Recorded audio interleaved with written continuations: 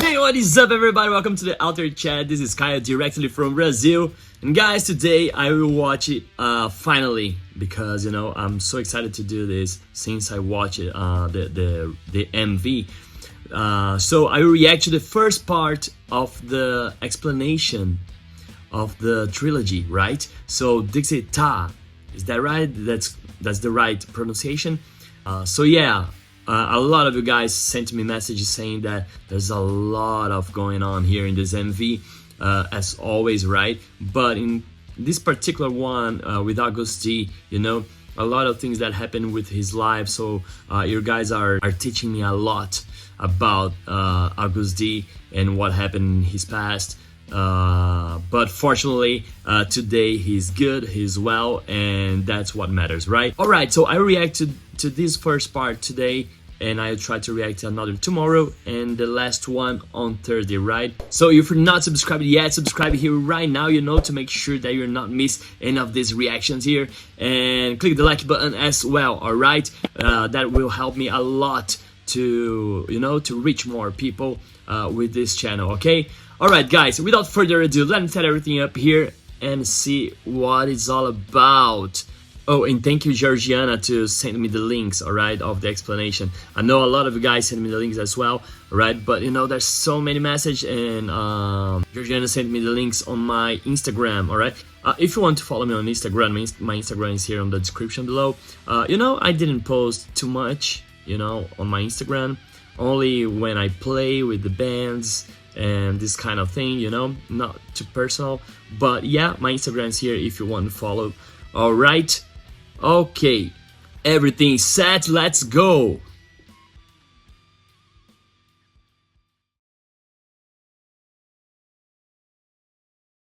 Suga has delivered another hard-hitting mixtape titled D2. The first August D album, released in 2016, focused on the tough time Suga faced when he was a teenager. Suga's at a very different place now. He's much older and he's much more successful. And this album focuses on the changes of his feelings after becoming one of music's biggest superstars. It's a very honest album, and my personal favorite off of this is the title track, Daechwita. It's an ultimate flex track slash... Wow, Daechwita. It's funny, right? Because, to me, clearly, in the song, he say Daechwita, or Daechwita, Daechwita. Let me hear it again. Off of this is the title track, Daechwita. It's an ultimate flex track slash warning slash reminder with tons of historical references, so let's take a look into it.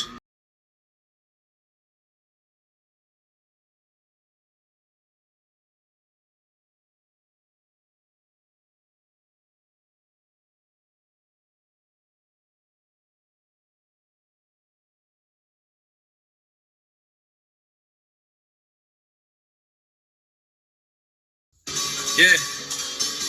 Okay, I didn't remember that the guy actually say the name on the beginning, Daechwita.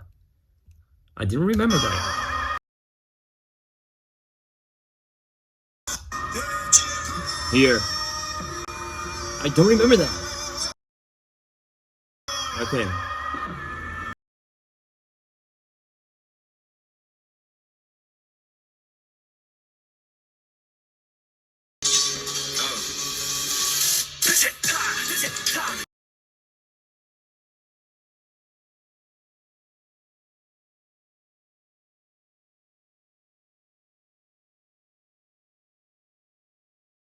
Daechwita is Korean traditional marching music that was played when kings or royalty were moving about, or important guests would visit, as well as when army would be marching. There are two main characters in this music video, a King Suga and a bottom class Suga.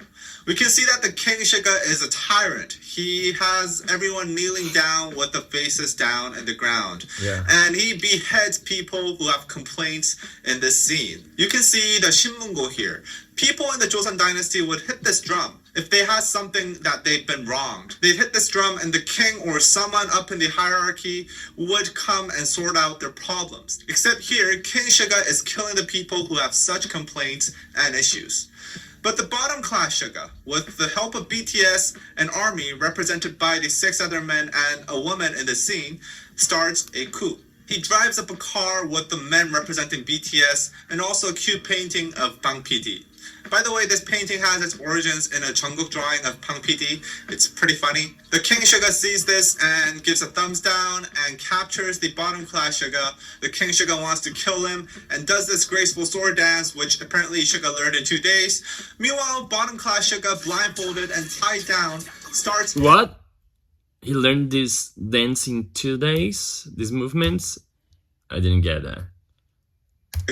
The King Suga wants to kill him and does this graceful sword dance, which apparently Suga learned in 2 days. Meanwhile, bottom class Suga, blindfolded and tied down, starts headbanging, singing Daechwita.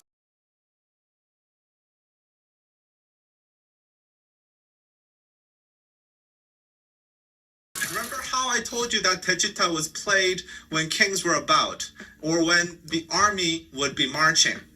The bottom class Suga singing this is an announcement that he is actually the real king. He feels like he's the king. The people under the king, the very ones that were kneeling to him in the beginning, are now joining Suga, headbanging with him. This Daechwita is also... Because he's part of the people, so this happens a lot. I mean, in real life, right? Actually, we are having something real hard on Venezuela right now because of the elections. And people are joining together and, you know, because, okay, I'm not getting political here, but yeah, it happens. Sometimes it happens in real life, you know. For them, these kneeling people are armies marching together with the bottom class Suga. At the end, the executioner who was supposed to take down the bottom class Suga actually frees him and gives him a gun. Bottom class Suga grabs this and shoots the king. I think the MV and the song is a metaphor for BTS and ARMY taking down the existing system and the ruling forces of the industry. The King Suga represents the system, the existing system, the few powerful companies that had control over the industry before BTS came to the scene.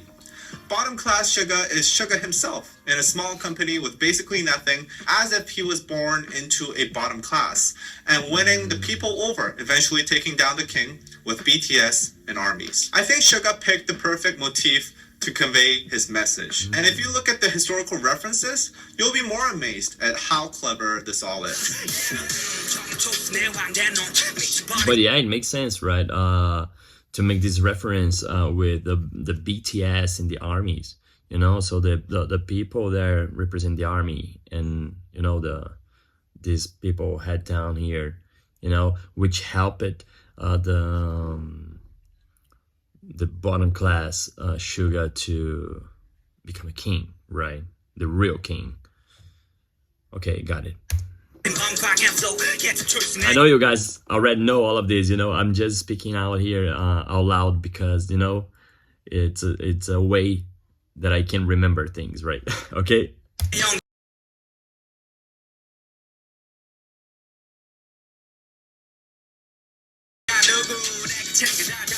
The single verse has a lot to unpack, but let's just start with this line. The Joseon Dynasty, which is most likely where the song is set in, had a strict class system where there was a heavy discrimination based on which class you were born into. Slaves were not even considered human. They would be treated...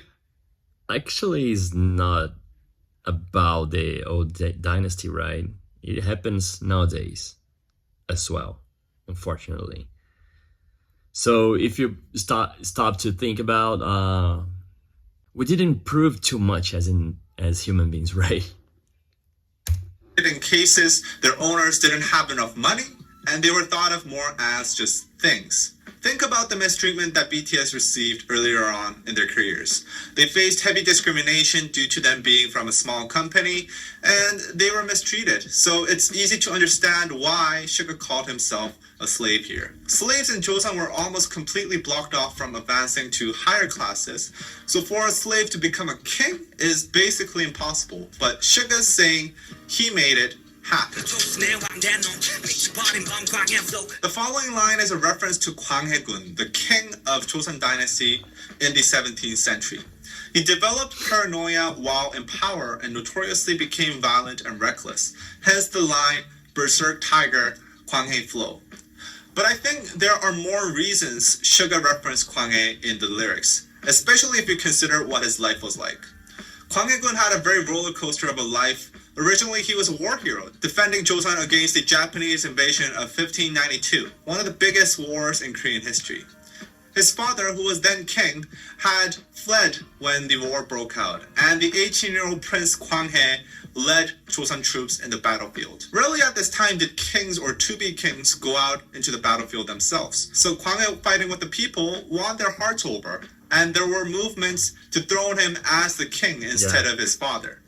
The father felt threatened by... Because he was together with the people, right? So, gain their respect. This, so he made a lot of political efforts to stop Kwanghae from gaining influence. Eventually, Kwanghae became stuck between two large political powers, and this struggle eventually made Kwanghae go paranoid and become violent and reckless. I would be proud if it was me. I'll try to stop. I don't know. Ultimately, he was dethroned after a coup.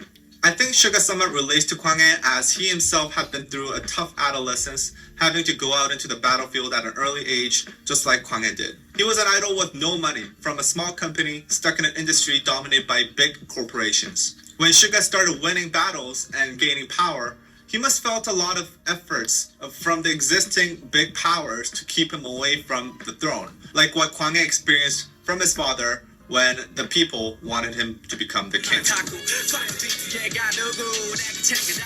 Suga mentions putting his past in the rice chest. For many Koreans, the word Twiju, or rice chest, is strongly connected to the tragic story of Sadoseja, which involves him dying in a rice chest.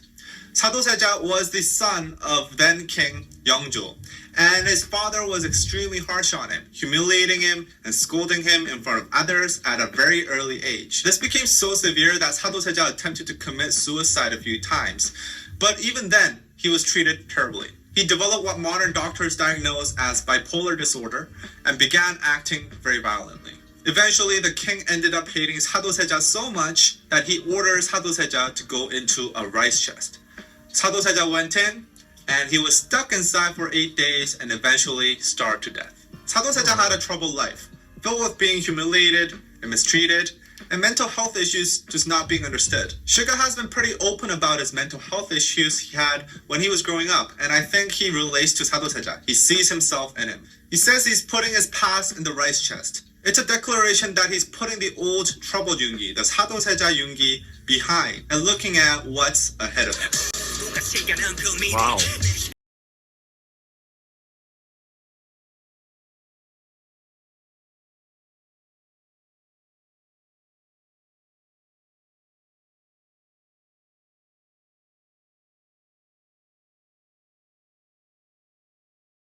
In the second verse, Suga focuses more on how he's now on the throne and he's better than everybody else. Suga directly name drops Bang PD and also takes a shot at other artists who do drugs thinking that they write better music while they're high. I won't name any names here, but I'm sure you can think of an artist or a few artists for that matter that will be at the butt end of this. Some in bigger companies, in fact. Oh boy! But this aside, this Actually,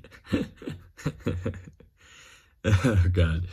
Actually, I know some people like this personally, you know. There's a lot of people like this on the music industry. You don't need to be on the mainstream, you know. I basically play in this underground scene here in Brazil, and there's a lot of people like this. I can't even imagine in mainstream, right? Actually, I did some gigs on mainstream, but no, I didn't leave the mainstream actually. But yeah, it must be crazy. This line is also a glimpse into Bang PD's relationship with BTS. In a typical company, it'd be extremely difficult to even mention the name of your boss this openly without putting the honorifics Nim, especially considering how much a veteran and how much older Bang PD is compared to BTS. However, Suga name drops Bang PD as if he was his friend. We can sense that there is a very close bond and assume that Bang PD is very democratic with BTS. The fact that Suga's talking of Bang PD so casually is a flex of its own to others, as it's a sign that BTS has become so big and valuable to the company that he's at level with Bang PD.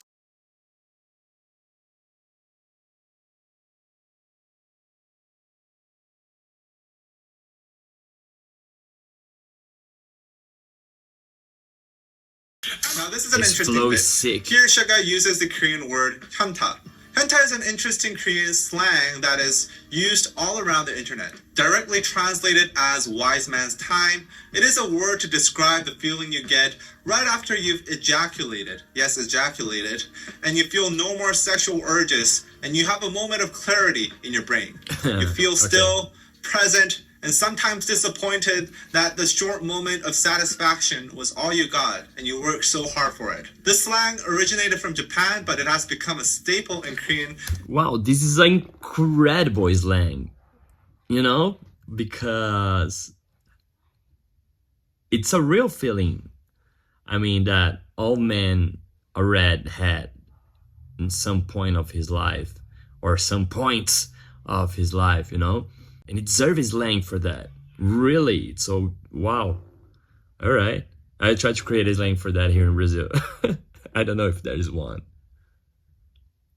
Actually, we have something like it here.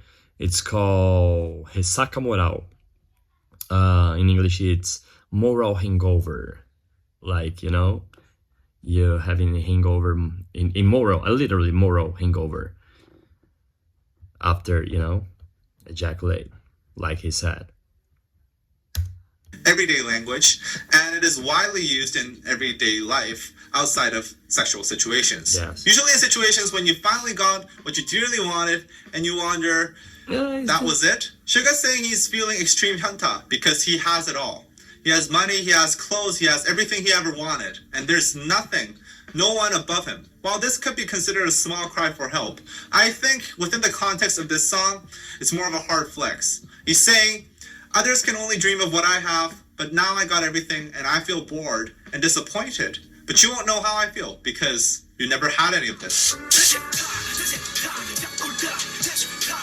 Yes, I guess I talked about it when I heard the song for the first time. And, you know, like, okay, I got here. Now what? What is next? I'm much more than this. I'm much more than just these material things, right? This is crazy because, you know, you are always trying to achieve the next level, you know, in your point of view. You know, I bet there's so many people trying to reach my level when I'm posting things, you know, on Instagram or with my band, and I'm trying to reach the other level. And this guy that reached the highest level is like saying, okay, but yeah, I already reached it, so what? You know, so you're always trying to figure out your meaning here on this earth, you know. And first you think it's a material thing because you don't have material thing, but when you have material thing, you say, okay, maybe it wasn't a material thing because we are never fulfilled, you know, with our expectations. So yeah, this is crazy to think about, right?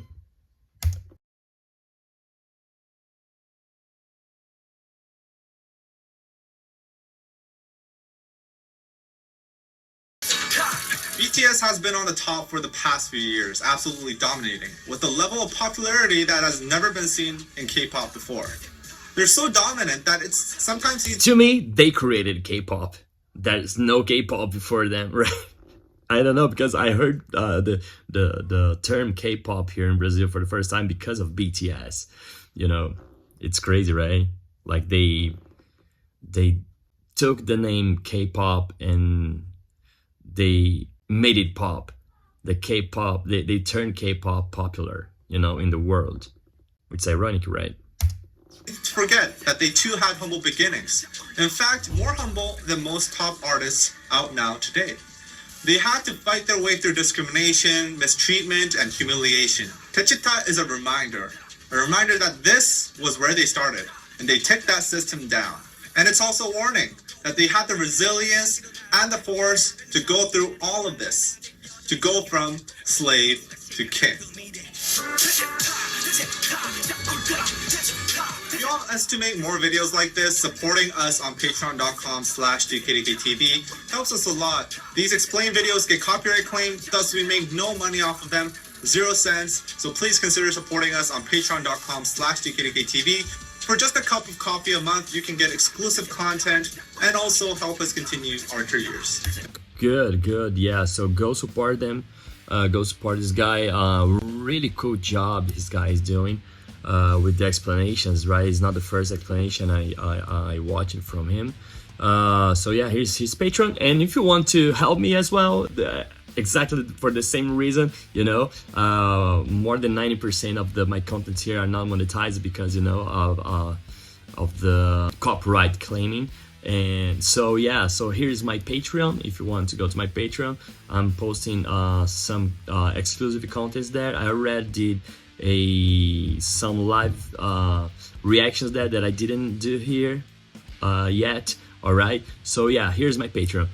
All right, let's talk a little bit about this explanation here. So yes, of course, there's a lot of you know, cultural things here that I didn't know yet, but you know, the essence of it was pretty clear to me. And you know, I think that the main goal of all men, when I say all men, all women, all girl, boy, is to reach your internal high level, you know, not material, not, you know, not all of this bullshit that we're seeing here in the internet, but you know, your internal mean. I don't know if I'm expressing myself right here, but you know, that's my point of view.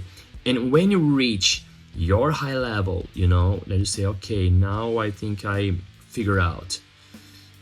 You have to deal with it. You have to deal with your responsibilities of it, because there's responsibility, you know, when you reach your highest level, you know.